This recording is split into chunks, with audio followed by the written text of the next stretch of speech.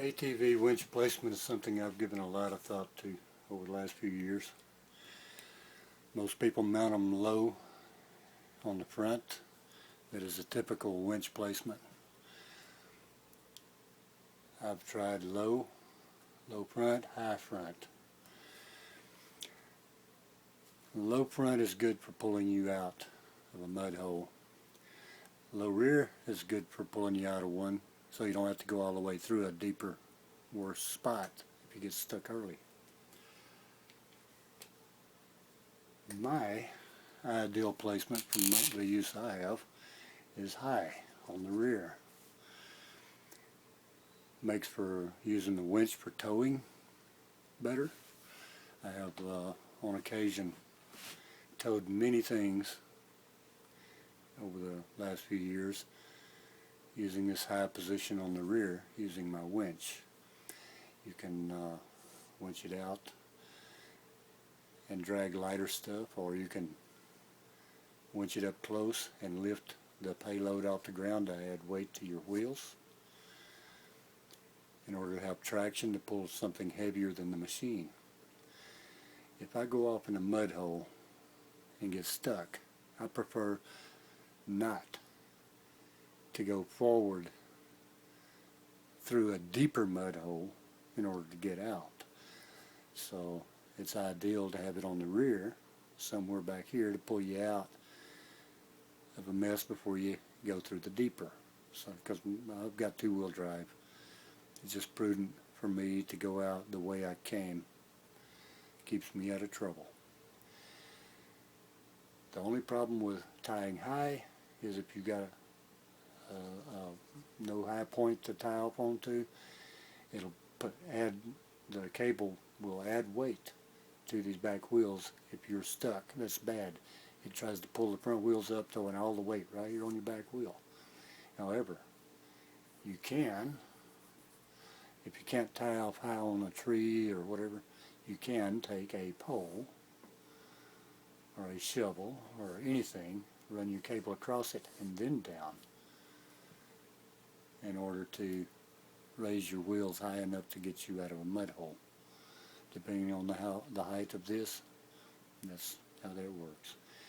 Anyway, I have towed things with a small 1,700-pound winch with this thing by tying the front of the ATV to a tree. I pulled a dozer out of a fire using my little small winch, pulling through the frame of the whole thing by tying off to a tree, to the front of the frame, doubling up my little winch here using snatch blocks, and towed a dozer out of a fire that way using this little thing in an emergency. So I know what works for me. It's all in what you plan on doing. If you're on a large four-wheel drive ATV, got a lot of speed, hit a mud hole, get almost out the other side, you might prefer to have one on the front. But if your winch is low, it's down underwater, I don't know. That's just not something I'm interested in dealing with.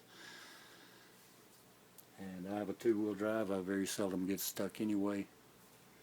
What I prefer using mine for is towing stuff. Like I say, if it's heavy, get it up closer and lift some of that off the ground. It throws all the weight. Front wheels go up sometime. Sometimes you can't steer, so you have to back up, get your angle whichever way you want to go with slack, and then pull up again in the direction you want to go. And that throws all your weight right here on the back tires. The front wheels may come up, but that's fine as long as you don't overdo it and end up on top of whatever it is you're trying to tow. Just common sense. You can move a lot of weight dragging logs or whatever with an ATV. It's just all in leverage. But that's ideal winch placement. High on the rear for generally anything you need. Getting you out of mud holes, towing heavy stuff, multifunction use of your winch. It gives you all you need. And like I say, I've pulled as much as twice the weight of the machine by picking up here, adding weight to the back tires, and the harder you pull, the harder the weight throws right here. All the weight of the machine goes on the back tires.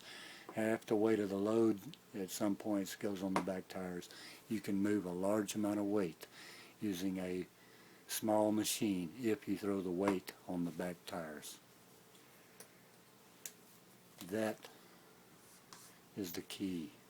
Using leverage here at angles, depending on the weight you're trying to pull, will give you the leverage and the traction you need to move weight as much as, say, 3 times the weight of the machine. That is my opinion. Anyone want to comment on that is welcome to do so. Thank you.